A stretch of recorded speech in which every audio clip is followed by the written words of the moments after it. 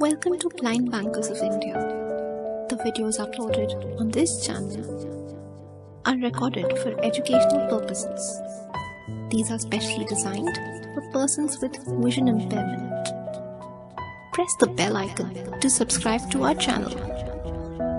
JIIB Paper 2 Accounting and Finance for Bankers, Capital and Revenue Expenditure. Hello friends, this is Dr. Ashwini Kumar Agrawal bringing you simplified ways to understand accountancy.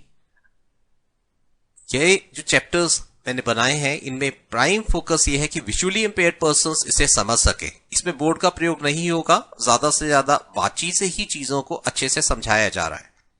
तो हम समझेंगे इस chapter में capital and revenue expenditure. Capital expenditure क्या है, revenue expenditure क्या है. इसी तरह से capital and revenue receipts. Capital receipts क्या है, रेवेन्यू रिसीट्स क्या है.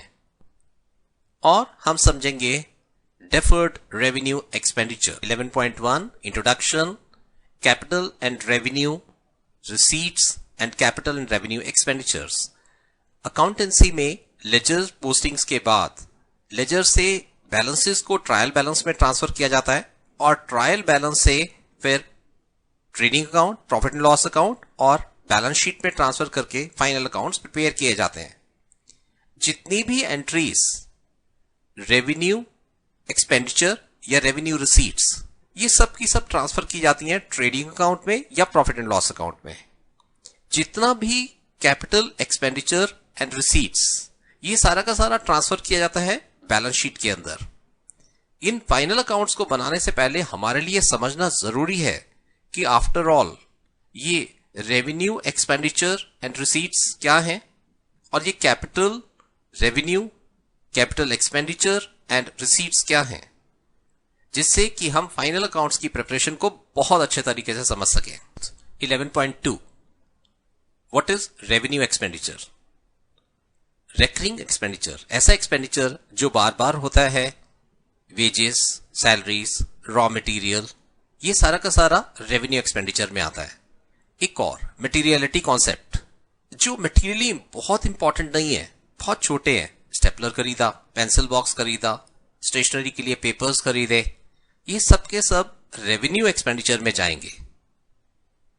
कैपिटल एक्सपेंडिचर में क्या जाएगा, जो भी बड़ी बड़ी चीजें खरीदी जाएंगी जिससे लगातार इनकम होती है, जैसे लैंड, बिल्डिंग, प्लांट, जितने भी बड़े बड़े असेट्स, व्हीकल, ये सब के सब एक्सपेंडिचर्स कैपिटल एक्सपेंडिचर में माने जाएंगे. अगर एक्सपेंडिचर सिर्फ उस साल की इनकम को बढ़ाने में हेल्प करता है जिसमें वो किया गया है, तो वो रेवेन्यू नेचर का होगा. जब एक एक्सपेंडिचर जिसका बेनिफिट ईयर आफ्टर ईयर मिलता रहे, जैसे अगर एक बिल्डिंग खरीदी जाती है उसका बेनिफिट कई सालों तक मिलता रहेगा, तो ऐसे एक्सपेंडिचर्स को हम कैपिटल एक्सपेंडिचर कहते हैं. 12.3 कैपिटल एक्सपेंडिचर. जैसा बताया गया, ऐसा एक्सपेंडिचर जिसका रिटर्न लंबे टाइम तक हो, जो कभी कभी किया जा रहा हो, रेकरिंग ना हो, बिल्डिंग का, लैंड का, ट्रक के अंदर, ये सारे एक्सपेंडिचर कैपिटल एक्सपेंडिचर की डेफिनेशन में आते हैं. हम पाते हैं रेवेन्यू एक्सपेंडिचर में छोटी छोटी अमाउंट खर्च की जाती है, जबकि कैपिटल एक्सपेंडिचर में एक साथ बड़ी अमाउंट खर्च की जाती है. कैपिटल एक्सपेंडिचर में एक कैपेसिटी इंक्रीज होती है और रेवेन्यू एक्सपेंडिचर में day to day running smoothly की जाती है. कैपिटल एक्सपेंडिचर का बेनिफिट लॉन्ग ड्यूरेशन का है और रेवेन्यू एक्सपेंडिचर का शॉर्ट ड्यूरेशन के लिए. कैपिटल एक्सपेंडिचर एक कभी कभी होता है, जबकि रेवेन्यू एक्सपेंडिचर रेकरिंग है.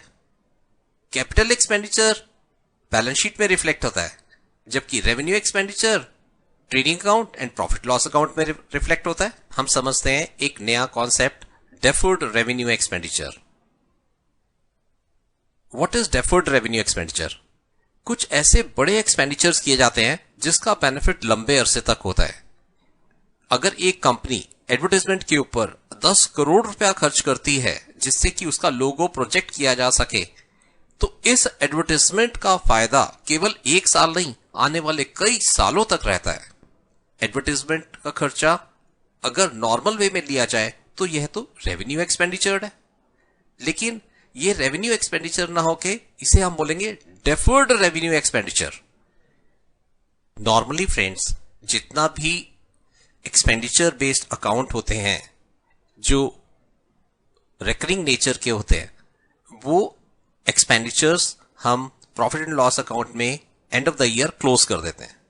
लेकिन ऐसे रेवेन्यू एक्सपेंडिचर देखने में तो रेवेन्यू एक्सपेंडिचर लग रहे हैं, लेकिन इतने लार्ज अमाउंट के किए जाते हैं और कई सालों तक उनका बेनिफिट होता है, तो इनको डेफर्ड रेवेन्यू एक्सपेंडिचर किया जाता है। इनका एक छोटा portion he profit and loss में ट्रांसफर किया जाता है, रेस्ट जो बचा है वो एज अ क्वाज़ाई असेट के रूप में, लॉन्ग रन असेट के रूप में बैलेंस शीट में ट्रांसफर किया जाता है। क्वाज़ाई का मतलब है सेमी, रियल तो नहीं है बिल्कुल। अगर एडवर्टाइजमेंट पे 10 करोड़ रुपया खर्च करा है तो उसके लिए कोई रियल वैल्यू एकदम जनरेट, कोई रियल असेट क्रिएट हुआ ऐसा नहीं है, लेकिन उसका जो रिटर्न है वो लंबे अरसे तक चलेगा, वो एक तरह का असेट बन जाता है, इसलिए उसे बैलेंस शीट में रिफ्लेक्ट किया जाता है।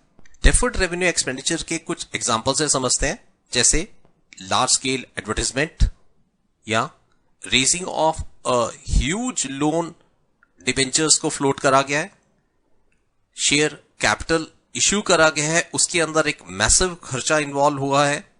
इस एडवर्टाइजमेंट का, इस डिबेंचर्स का आने वाले 10 सालों तक बेनिफिट मिलेगा। इसी तरह से जो शेयर कैपिटल है इसका भी आने वाले 10 सालों तक। तो जो इतना ज्यादा एक्सपेंडिचर हुआ है उसको उसके पीरियड में डिवाइड कर दिया जाता है। जितना भी खर्चा हुआ, जैसे एडवर्टाइजमेंट के लिए अगर 10 करोड़ का खर्चा हुआ तो पहले साल हम अमोर्टाइज करेंगे 1 करोड़, अगले साल दूसरा करोड़, इस तरह से 10 साल के पीरियड में ये स्प्रेड कर दिया जाएगा। तो 10 करोड़ में से 1 करोड़ इस साल हो गया, तो बैलेंस शीट में 9 करोड़ ये असेट के रूप में रिफ्लेक्ट होगा। कैपिटल रिसीट्स, कैपिटल रिसीट्स हैं जब fund for a long period के लिए रिसीव किया जाए तो उसे हम कैपिटल रिसीट्स में लेते हैं, जैसे शेयर कैपिटल, डिबेंचर। ऐसी रिसीट्स बल्क में होती हैं और इन रिसीट्स रेकरिंग नहीं होती, कभी कभी होती हैं। ये सब कहलाती हैं capital receipts. What are revenue receipts? During the course of the business जो भी रिसीट्स मिल रही है, जो भी पैसा मिल रहा है, जो भी रिसीट्स आ रही हैं सेल्स के थ्रू या फिर इंटरेस्ट, रेंट, जो भी बिजनेस को प्राप्त हो रहा है as the business is going on, वो सारा का सारा रेवेन्यू रिसीट्स में आता है। ये रेकरिंग नेचर का होता है, छोटी छोटी अमाउंट का होता है और continuously running, day to day business की रनिंग से मिल रहा होता है ये रेवेन्यू। कुछ क्वेश्चन करते हैं। एक बिजनेस एंटिटी ने लीगल एक्सपेंडिचर कर रहे हैं for the share of issue, ये किस तरह का एक्सपेंडिचर है?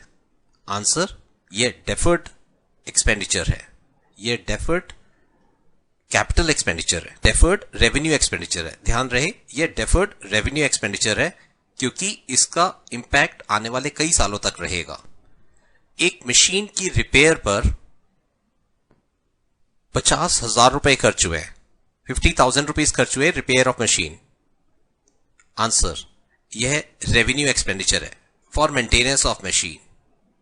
ये रेकरिंग है, जब जब मशीन खराब होगी तब तक एक्सपेंडिचर होगा, इसलिए ये एक तरह का रेवेन्यू एक्सपेंडिचर। अब इस चैप्टर को सम अप करते हैं।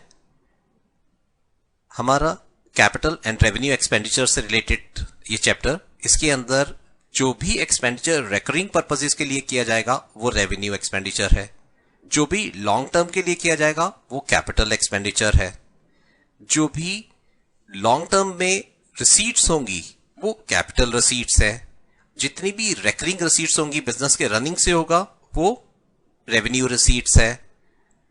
डेफर्ड रेवेन्यू एक्सपेंडिचर वो है जो कि एक लार्ज एक्सपेंडिचर किया गया है और जिसका बेनिफिट आने वाले कई समय तक हमें मिलता रहेगा।